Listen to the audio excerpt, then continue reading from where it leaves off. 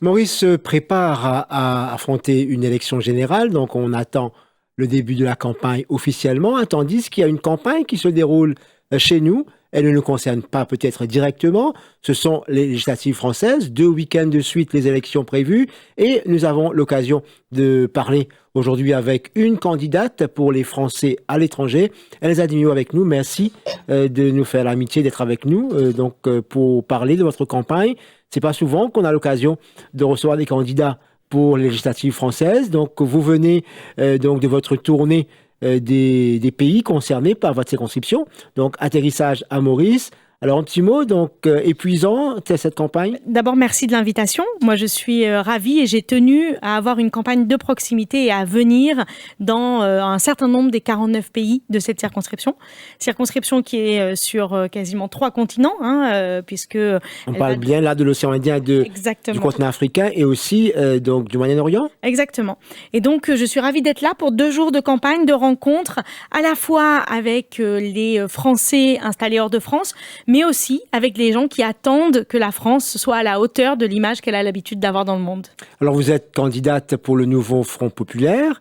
Alors, il faut dire que la campagne n'est pas gagnée d'avance. Il y a quand même, après ce qu'on a vu pour les dernières élections donc en France, il y a quand même une campagne qui est vraiment à l'arrache pour ce dimanche. Comment se présentent les choses pour le nouveau Front populaire? Alors, aucune campagne n'est jamais gagnée d'avance. Et je pense que justement, il faut savoir être humble, mais aller arracher chaque vote et dire à nos électeurs que chaque voix compte.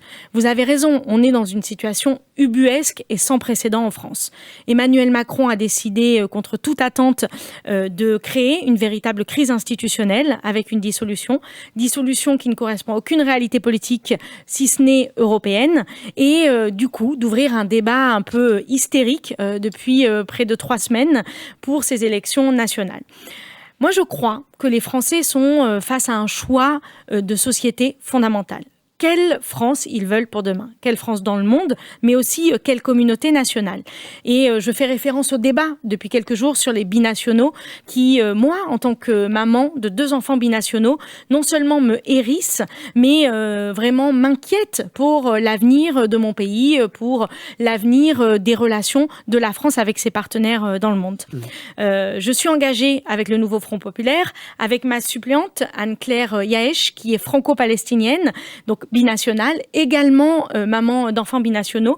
Et ce qu'on veut dire dans cette campagne, c'est que nous serons là pour défendre la France et la République de la diversité, la République de la variété, du métissage qui nous a vu grandir et qui pour nous est une richesse. Alors la montée de l'extrême droite inquiète, vous l'avez sans doute constaté avec la manifestation en France en ce moment. Est-ce que c'est le cas dans tous les pays que vous avez visités? Vous avez été au Liban, à Madagascar, donc maintenant à Maurice. Est-ce que vous ressentez cette même crainte? Hélas, oui. Hélas, partout dans la circonscription, un certain nombre de nos concitoyens préfèrent rejeter la faute sur certains plutôt que de voir comment la France peut être plus juste. On dit que c'est un peu la faute solidaire. à Macron que l'extrême droite gagne en Oui, je vais vous dire à quel point c'est la faute à Emmanuel Macron et à la Macronie et à l'ensemble de ses représentants pendant les 7 années qui viennent de s'écouler. Quand vous faites le marchepied à l'extrême droite avec la loi migration, il ne faut pas vous étonner que les Français préfèrent l'original à la copie. Et c'est bien ce qui se passe aujourd'hui. On n'a pas eu de digues qui ont existé de la part ni de la majorité sortante, ni des députés et des représentants sur ces 7 dernières années. Et donc, il est urgent aujourd'hui de rebâtir un projet de société, de rebâtir les valeurs républicaines et de les porter haut et fort dans cette campagne. C'est ce que je fais. Alors, quel est l'enjeu pour les Français à Maurice qui votent massivement pour les élections? Est-ce que cette question de bipolarisation, binationalité, est-ce que ça, c'est un enjeu de taille? Je crois qu'il y a plusieurs choses. La première, c'est en effet le débat national. On ne peut pas y échapper. Ces élections doivent envoyer un message clair. Et ici, dans cette circonscription, il y a la possibilité d'envoyer une députée de plus du nouveau Front populaire à l'Assemblée nationale. Donc c'est très important. Mais en tant que Française hors de France, en tant que Française installée en Afrique depuis plus de 10 ans, idem pour ma suppléante qui vit en Afrique et au Moyen-Orient depuis près de 15 ans, ça nous a semblé très important de dire attention, il y a ces enjeux nationaux, mais il y a aussi comment demain on va vous défendre face à la casse qui a été organisée du système d'éducation, du système de santé, de votre accès aux aides sociales, de votre accès à tous les services de la France.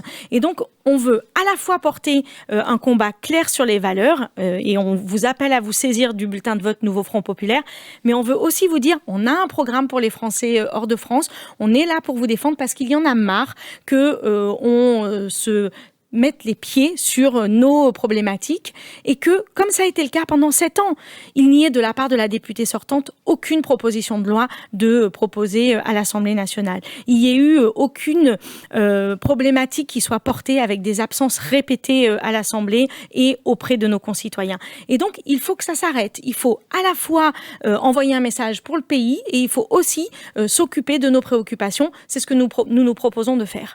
Alors Maurice, c'est un pays de peuplement. La question de l'immigration est chère donc au pays et beaucoup de Mauriciens ont des proches qui vivent en France, qui voyagent souvent, qui vont étudier aussi en France. Il y a beaucoup de Mauriciens qui vivent carrément en France. Est-ce que la montée de l'extrême droite, comment cela pourrait représenter un risque? Oui, je vais y venir, mais je voudrais dire que on est dans un moment où c'est aussi important de dire à des concitoyens qu'on n'est pas d'accord avec le fait qu'ils aient une cible dans le dos, qu'ils soient montrés comme responsables de tous les maux de la France. Et donc, c'est important pour moi de témoigner d'abord de mon empathie sur le sujet. Comment le risque s'incarne? Mais c'est très clair, ça a été d'abord le projet de loi migration, pour ce qui est des personnes qui souhaitent avoir des titres de séjour, souhaitent pouvoir étudier.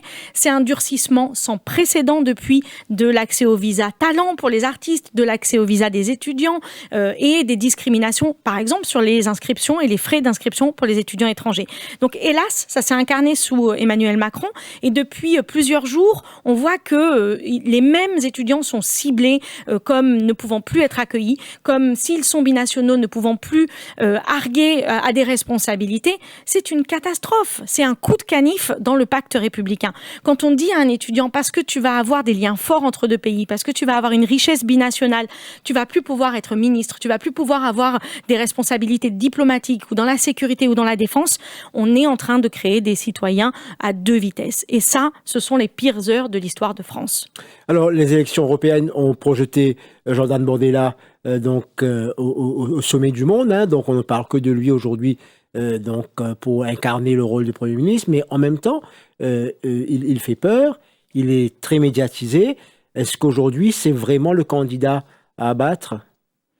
En tout cas, les idées sont à abattre. Et quel que soit le résultat dans les semaines qui viennent, la bataille culturelle et idéologique qui a commencé doit être menée et menée fortement. Moi, je vais vous dire, dans cette circonscription, il y a une chance et une opportunité historique d'envoyer une députée de plus du Nouveau Front Populaire à l'Assemblée nationale.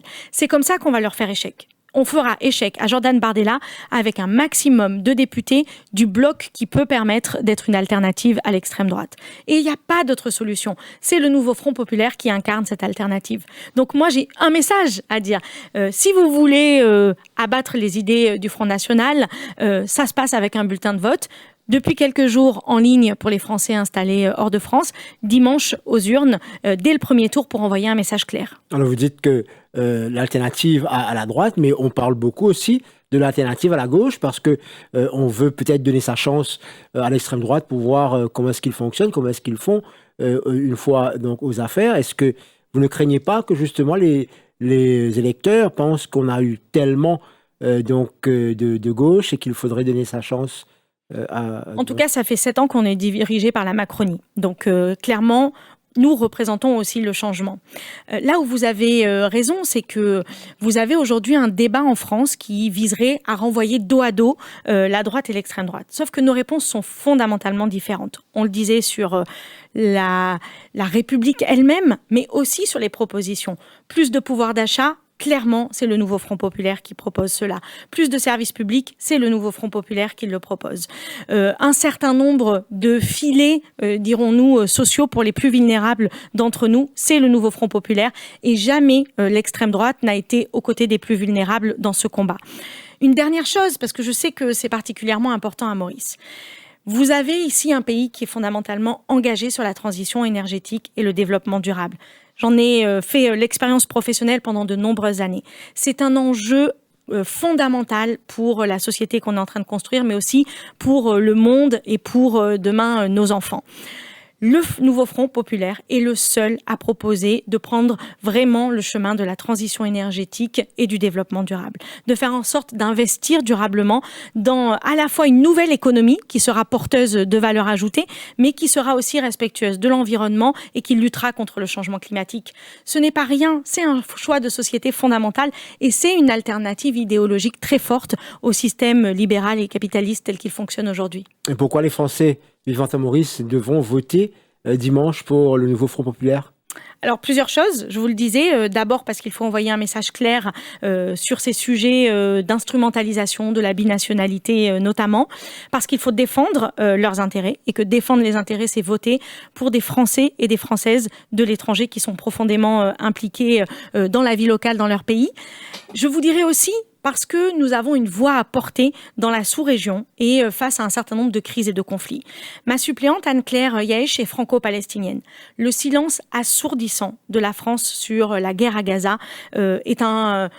Voilà, et pour chacun de nous, une souffrance. Nous devons porter une voix courageuse sur ce conflit, mais aussi sur les crises qui peuvent traverser le Soudan, le Yémen.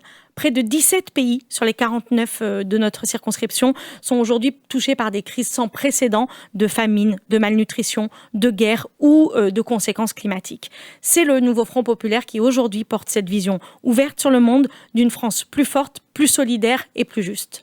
Elsa Di Meo, merci beaucoup. C'est moi qui vous remercie. Et bon courage pour dimanche. Merci, à très bientôt.